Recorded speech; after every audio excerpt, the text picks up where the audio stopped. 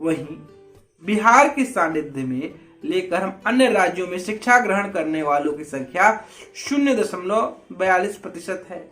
इन सब में जो सबसे चौंकाने वाला जो आंकड़ा है वो है प्रवासी बिहारियों को लेकर किया गया सरकारी दावा। रिपोर्ट के मुताबिक 94.28% लोग बिहार में रह रहे हैं, तो कुल आबादी का केवल 1.22% लोग ही बाहर रहते हैं।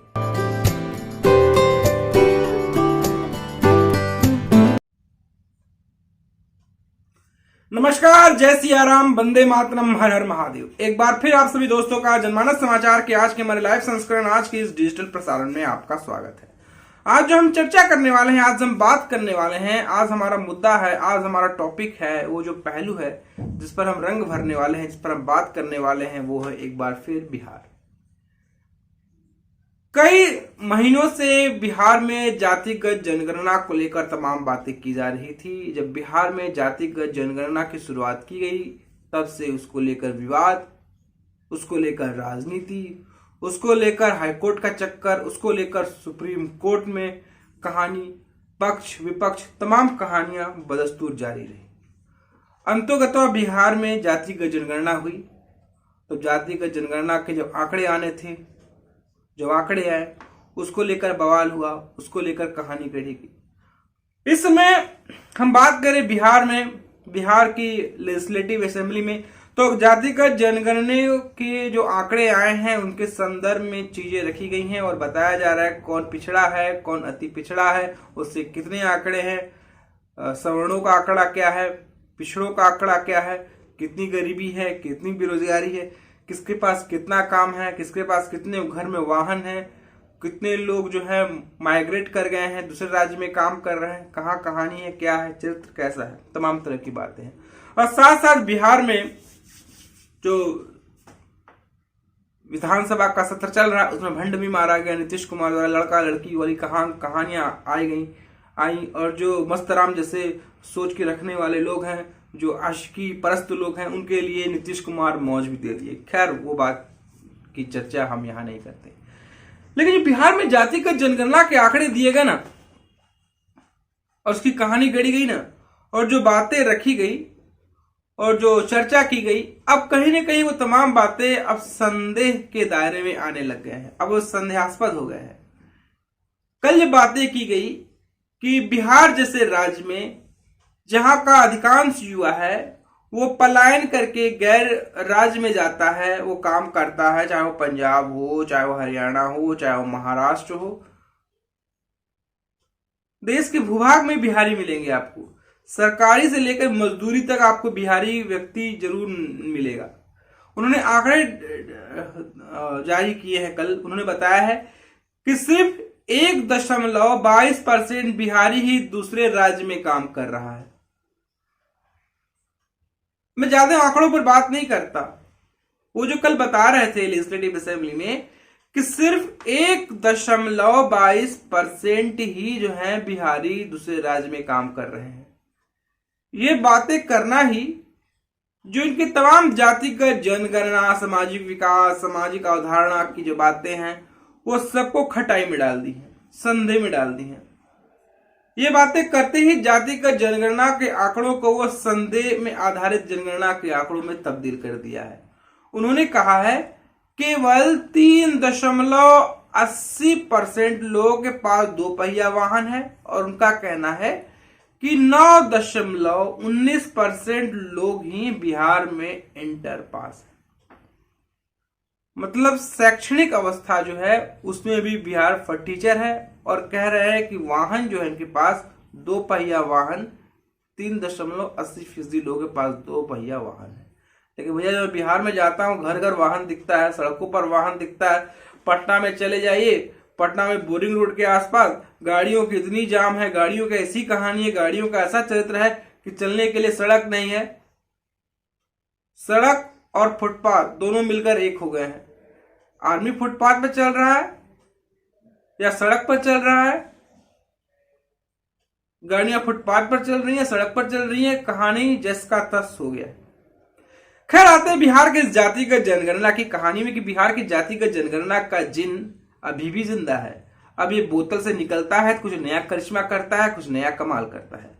बिहार सरकार ने जातिगत जनगणना के आंकड़े जो विधानसभा में रखा, विधानमंडल के पटल पर रखा, इसे बताया गया है कि बिहार की अधिसंख्यक आबादी, जिस पर प्रवासी होने का ठप्पा लगता रहता है, लोग कहते रहते हैं कि बिहार में सबसे ज्यादा लोग प्रवासी हैं, जो प्रवास करके बाहर जाते हैं, उन सबको वो गलत कर दिए, कह दिए सारे बातें हवा हवाई। बिहार वाला थोड़ी ना पलायन करता है जी, बिहार वाला पलायन थोड़ी ना करता है, बिहार वाला पलायन नहीं करता है। प्रवासी होने का ठप्पा लगता है, वो गलत है। बिहार में सिर्फ 1.25% लोग ही प्रवासी हैं, बाकी सभी लोग बिहार में ही रहते हैं। बिहार सरकार ने अपनी जातिगत जनगणना के निष्कर्ष जारी किए हैं, जिससे पता चलता है केवल 1.22% बिहारी अन्य राज्यों में काम करते हैं। यह डेटा अतीत में राजनेताओं और कार्यकर्ताओं द्वारा दिए गए दावों का वो खंडन करता है। अब तक हम सुनते रहते हैं कि बिहार के गांव खाली हैं। बिहार के गांव में गांव जाइएगा, बूढ़ा या फिर महिलाएं या फिर बच्चे ही घर में मिलेंगे, बाकी लोग पलायन करके गैर राज्य में काम करते नजर आते हैं। कोई यूपी जाता है, कोई एमपी जाता है, कोई छत्तीसगढ़ जाता है। मतलब देश के जो 28 राज्य हैं, 7-8 केंद्र शासित प्रदेश है, सभी जगह आपको बिहारी मिलेंगे। या तो बिहारी जो है अरब मुबालिक में भी जाते हैं, कतर भी जाते हैं, सभी जगह काम करते हैं। जिन्होंने आरोप लगाया था कि बड़ी संख्या में बिहारी काम की तलाश में अन्य राज्यों में पलायन करने के लिए मजबूर हैं। जनगणना डेटा यह भी दर्शाता है कि 94% से अधिक बिहारी अपने घरों से जुड़े हुए हैं। इसका मतलब है कि या तो वो बिहार में रह रहे हैं या अन्य राज्यों में काम कर रहे हैं, लेकिन नियमित रूप से अपने गृह राज्य लौट रहे हैं। ये आंकड़े अब जो जारी किए गए हैं, अब ये संदेहास्पद हो गए हैं। इसमें लालू और नीतीश की जो हमजोली है, ये ऐसी हिंगोली बनाया है जो अब गले से उतरता भी नजर नहीं आ रहा है। क्योंकि बिहार के लाखों लोग दिल्ली, मुंबई समेत अन्य राज्यों में रहते हैं। मैं बात करूं, जब मैं इंडिया टुडे आया जाना करता था, जब मैं मेट्रो स्टेशन पे उतरता था, जितने ई रिक्शा चलाने वाले और रिक्शा चलाने वाले लोग होते थे, अधिसंख्यक बिहार के ही हुआ करते थे। जब फसल कटाई का मौसम होता था बिहार में, तो बिहार चलाया करते थे। जब फसल कटाई का मौसम नहीं रहता था, तो फिर आकर रिक्शा खींचने या फिर ई रिक्शा चलाने का ये काम करते थे। और जब मैं उनसे बात किया करता था, जो रिक्शा चालक हुआ करते थे मेट्रो स्टेशन के आसपास नई दिल्ली में या नोएडा में, तो बात करते थे बिहार में कोई काम ही नहीं है भैया, कौन काम करें। अब ये बात करते हैं बिहार वाला पलायन नहीं करता है। बिहार में प्रवासियों की आधिकारिक स्थिति इस जनगणना के मुताबिक बिहार में गणना स्थल पर स्थायी रूप से 94.28% लोग रहते हैं। वहीं बिहार के अंदर अन्य स्थान पर नौकरी या रोजगार करने वालों की आबादी 1.22% है। इसके अलावा बिहार में ही अन्य जगहों पर शिक्षा के लिए गए कुल 0.39% है। वहीं अन्य राज्यों में नौकरी या रोजगार करने वालों की संख्या 3.50% है। यानी कि बिहार की कुल जनसंख्या का 0.17% लोग दूसरे देशों में काम करते हैं। वहीं बिहार के सानिध्य में लेकर हम अन्य राज्यों में शिक्षा ग्रहण करने वालों की संख्या 0.42% है। इन सब में जो सबसे चौंकाने वाला जो आंकड़ा है, वो है प्रवासी बिहारियों को लेकर किया गया सरकारी दावा।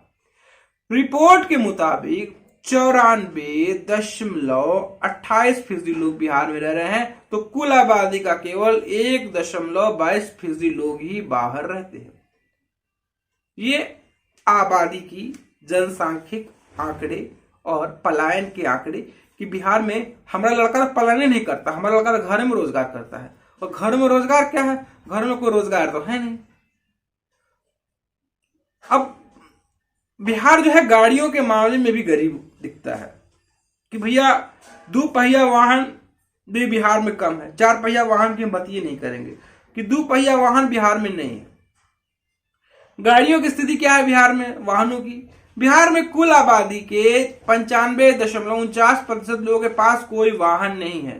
पूरे राज्य में 6 पहिया या अधिक पहिया के वाहन सिर्फ 0.03% लोगों के पास है। तो पूरे राज्य में सिर्फ 0.13% आबादी के पास आदमी के पास ट्रैक्टर है, वहीं पूरे राज्य में 0.44% लोगों के पास ही 4 पहिया वाहन है, वहीं 0.11% लोगों के पास 3 पहिया वाहन है, तो 2 पहिया वाहन 3.80% लोगों के पास ही है। बिहार सरकार ने जातीय जनगणना के आंकड़ों के बाद विधानसभा के पटल पर जो पूरे बिहार की शैक्षणिक या आर्थिक स्थिति का आंकड़ा रखा है, यह आंकड़ा जातिवार है। मतलब ये आंकड़ा मुझे लगता है वाहनों में भी जातिवाद को लेकर आ गए हैं, शिक्षा में भी जातिवाद को लेकर आ गए हैं, और पलायन में भी जातिवाद लेकर आ गए हैं। मतलब ये दिखाना चाहते हैं जिसकी जितनी हिस्सेदारी उतनी उसकी भागीदारी वाली कहानी। जिसकी जितनी हिस्सेदारी है उसकी भागीदारी तो होनी चाहिए, जिसकी जनसंख्या ज्यादा है उसकी भागीदारी होनी चाहिए, लेकिन जिसकी जनसंख्या ज्यादा है हमको उसके पास तो कुछ है ही नहीं है भैया, सब कमे है। इसलिए इनकी जातिगत जनगणना में भी जातिवाद का असर नजर आ रहा है। बिहार में कुल 2,76,68,68 परिवार गरीब हैं। ये कुल परिवारों का 34.13% वर्ग के कुल 43,28,282 परिवार बिहार में रहते हैं, जिसका 25% से अधिक हिस्सा गरीबी में जीवन यापन कर रहा है। बिहार में आर्थिक आधार पर जातीय आंकड़ा भी जारी किया गया। बिहार विधानसभा में पटल पर रखे के मुताबिक बिहार में पिछड़ा वर्ग कुल 33.16% जो पिछड़ा है, और सामान्य वर्ग में मतलब भूरा बाल सामान्य वर्ग में कुल 25.09%, और पिछड़ा वर्ग में 33.58%, अनुसूचित जनजाति में 42.93% और अनुसूचित जनजाति वर्ग में 42.60% परिवार गरीब है। यही नहीं, सामान्य वर्ग में भूमिहार, ब्राह्मण, राजपूत जैसे 3 सबसे समृद्ध बताई जाने वाली जातियों करीब 25% परिवार गरीबी रेखा के नीचे जिंदगी गुजर बसर करने को मजबूर है। मतलब ये बातें भी बताई गई। इसमें सबसे ज्यादा भूमिहार के पास 27.58% परिवार गरीब है, तो ब्राह्मणों में 25.3%, राजपूतों में 24.89% और कायस्थों में कुल 13.83% परिवार गरीब है। अनुसूचित जातियों की स्थिति जो डाली गई है, जाहिर सी बात है उनमें बदतर ही दिखाई जाएगी। बिहार में अनुसूचित जातियों की आर्थिक स्थिति बदतर हालात में है। अनुसूचित जातियों में मुसहरों के सबसे ज्यादा 54.64% परिवार गरीब है। अहिरवार के 42.06% परिवार गरीब है। बिहार सरकार के आंकड़ों में बताया गया है कि डोम जाति के 53.10% परिवार गरीब हैं, तो 49.06% परिवार गरीब है। नट के और दुसाध जाति के 39.36% परिवार गरीब है, तो पासी जाति के 38.24% और धोबी जाति के 35.82% परिवार गरीब है। यह है बिहार की शैक्षणिक स्थिति। महज 7% ग्रेजुएट बिहार में शिक्षा की हालत बेहद खराब है। इसका नजारा आप इस हिसाब से लगा सकते हैं कि लालू के लाल के परिवार में क्या पैसे की कमी थी, वो शिक्षा अर्जित नहीं कर पाए। एक बेटा 10 पास है, इंटर पास है, और एक बेटा 9वीं पास है, तो इससे अंदाजा लगाया सकता है कि बिहार में शिक्षा की स्थिति बेहद खराब पायदान पर है। पूरे बिहार की करीब 1/4 आबादी 5वीं तक नहीं पढ़ी है।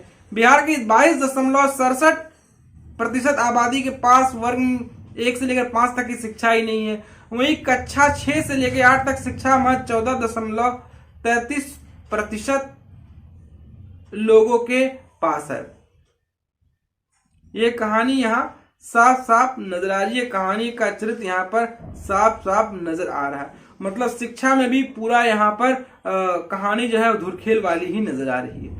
बिहार की 22.67% आबादी पास कक्षा 1 से लेकर 5 तक की शिक्षा ही है। वही कक्षा 6 से लेकर 8 तक शिक्षा महज 14.33% आबादी के पास है। पूरे बिहार में सिर्फ 14.71 लोग ही 9वीं 10वीं की शिक्षा ले पाए हैं, और 12वीं तक शिक्षा से 9.19% आबादी के पास है, और पूरे राज्य में महज 7% लोग ही ग्रेजुएट हैं। बिहार में बिहार में चर्चाएं जो होती है सबसे ज्यादा सरकारी नौकरी सरकारी नौकरी सरकारी नौकरी।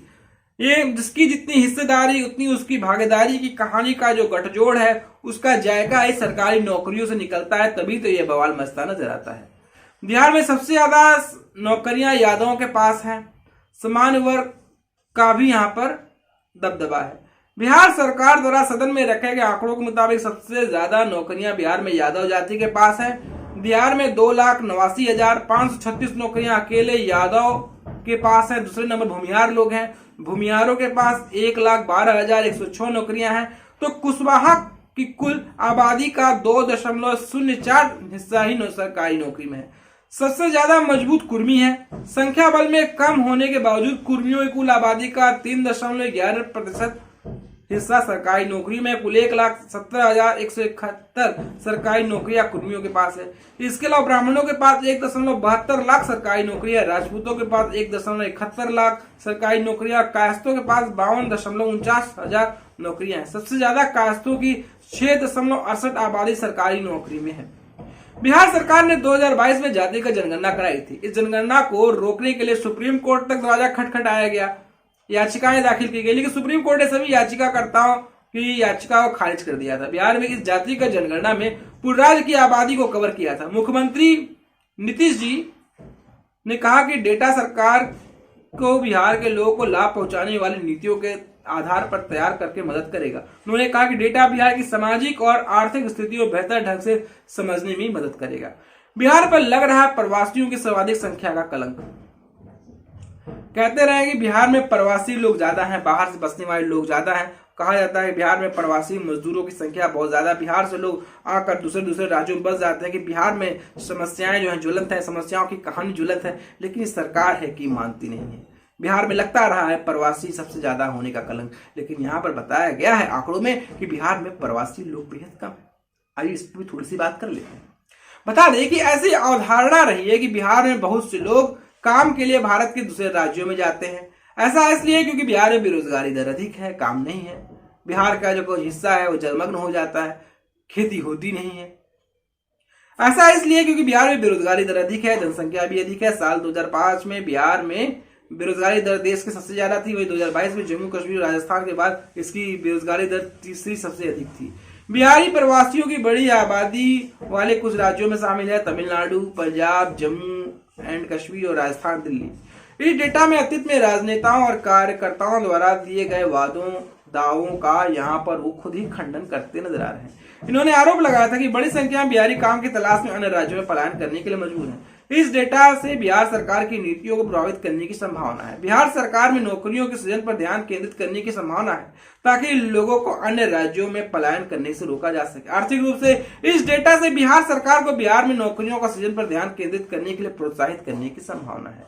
लेकिन इन सब तरह की बातें जो की गई हैं, इससे ये बातें स्पष्ट होती है इसको लेकर बिहार सरकार कितना ज्यादा संवेदनशील होती नजर आती है। क्या जातिगत जनगणना करने से बिहार की सरकारी नौकरियों का डाटा निकलकर सामने आ जाएगा? क्या जातिगत के आंकड़े आने से बिहार में सरकारी नौकरियों का सृजन हो जाएगा? क्या जातिगत जनगणना करने से क्या बिहार जैसे राज्य में कोई सुंदर पुचाई और सत्या नडेला होकर भी निकलकर सामने आएगा? क्या जातिगत जनगणना कराने से अचानक धरती फटेगी और रोजगार निकलेगा? एक धरती फटी तो SBI में नौकरियां निकलेंगी, एक धरती फटी तो RBI में नौकरियां निकलेंगी, एक धरती फटी तो फिर डिफेंस में नौकरी निकलेगी। मतलब धरती फटते रहेगी, रोजगार निकलते रहेगा, जातिगत जनगणना चलती रहेगी, जाति राजनीति बढ़ती रहेगी, राजनीति का चम्मच चलता रहेगा, राजनीति का चाबुक चलता रहेगा, राजनीति चलती रहेगी, कहानी बढ़ती रहेगी और जातीयता परमो धर्म ये बिहार की राजनीति का कहानी का जायका होता नजर आ रहा है कि जातीयता से बढ़कर कुछ नहीं, जातीयता संस्कार से बढ़कर कुछ नहीं। उनके लिए एक ही कहानी, एक ही चरित्र है कि जातीयता परमो धर्म।